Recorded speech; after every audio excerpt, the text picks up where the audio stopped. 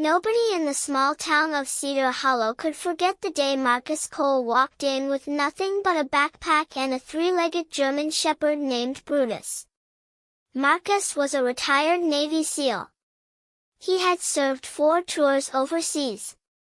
His body carried the scars, and his mind carried the weight. But when he left the military, he did not want a fancy house in the suburbs. He did not want a life full of noise. He wanted peace. He wanted to build something with his own hands. So Marcus bought a cheap piece of land on the edge of town. It was rocky, dusty, and overlooked by everyone. People called it the dead lot because nothing ever grew there. On his very first day, Marcus knelt in the dirt, scooped up a handful of mud, and said to Brutus, "This is where we start, buddy."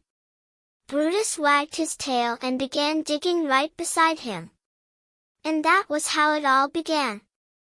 When the people of Cedar Hollow heard that Marcus was building his house out of mud bricks, the laughter spread like wildfire. "A mud house? What is this, the Stone Age?" said Gary, the local real estate developer. Gary was a big name in town. He had built dozens of homes in Cedar Hollow using the cheapest materials he could find. Thin walls. Weak foundations. Plastic siding that looked shiny on the outside but rotted on the inside. People bought his houses because they looked modern and came with easy payment plans. Nobody asked what was underneath the paint. Gary drove past Marcus one afternoon and slowed his truck. Marcus was shirtless, covered in mud, pressing bricks into wooden molds while Brutus dug clay from the ground beside him. "Hey soldier boy," Gary called out. "You know they invented real building materials, right?" Marcus did not look up. He just kept pressing mud into the mold. "Let him play in the dirt," Gary told his crew later that evening. "That shack will fall with the first rain." The whole town agreed. They whispered. They pointed. They made jokes at the diner. Even the kids at the local school drew funny pictures of the mud man and his dog. But Marcus never responded. He just kept working. Day after day. Brick after brick. Brutus always by his side. What people did not know was that Marcus had studied ancient building techniques during his time overseas. He had seen villages in Afghanistan and Africa where mud brick homes stood for hundreds of years. He learned that when you mix clay, sand, straw, and water in the right proportions, you create something incredibly strong. Every single brick Marcus made was pressed by hand, dried in the sun for days, and tested before being placed. He built thick walls, deep foundations, and angled the roof to handle heavy rain. He used recycled wood for the beams and collected rainwater for his supply. Brutus helped too. The dog had a gift for digging. He would dig out clay from the earth, and Marcus would haul it to his workstation.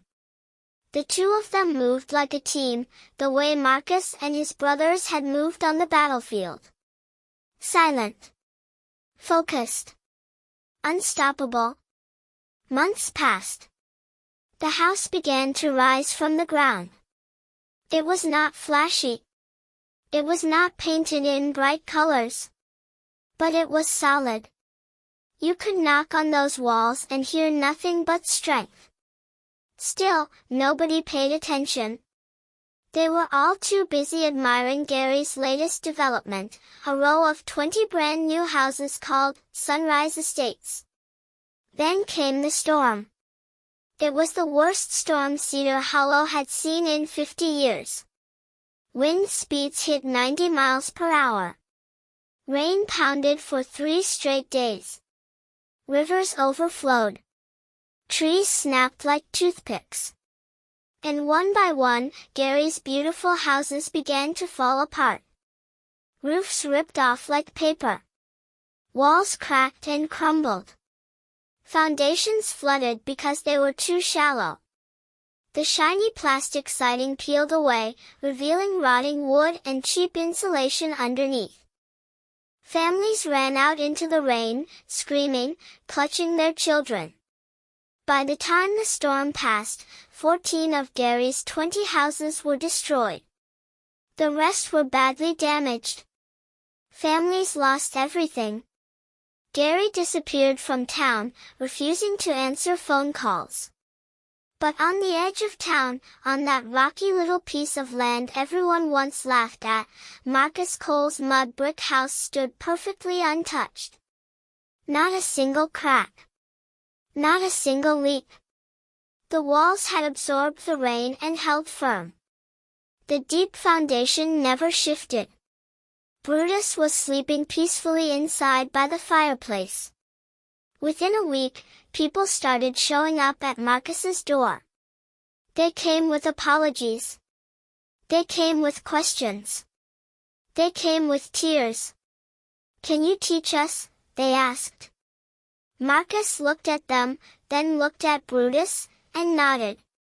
Over the next year, Marcus taught the people of Cedar Hollow how to build with mud bricks. He showed them how to mix the materials, test the strength, and build foundations that would last generations. He never charged a single dollar. When someone asked him why he did it for free, Marcus simply said, "A real warrior does not build for himself. He builds so others can stand." Today, Cedar Hollow is known for its beautiful, sustainable mud brick homes. And at the center of it all stands Marcus Cole's original house, the one everyone laughed at, now the strongest building in town.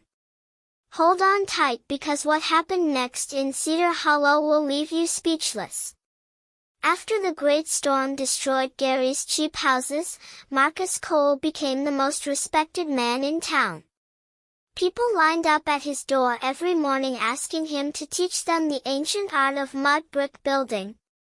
Families who once mocked him now begged for his help. Marcus never turned anyone away. He woke up every day at 5 in the morning, fed Brutus, and walked to the town square where he held free building classes. Men, women, teenagers, and even children showed up with notebooks and shovels ready to learn.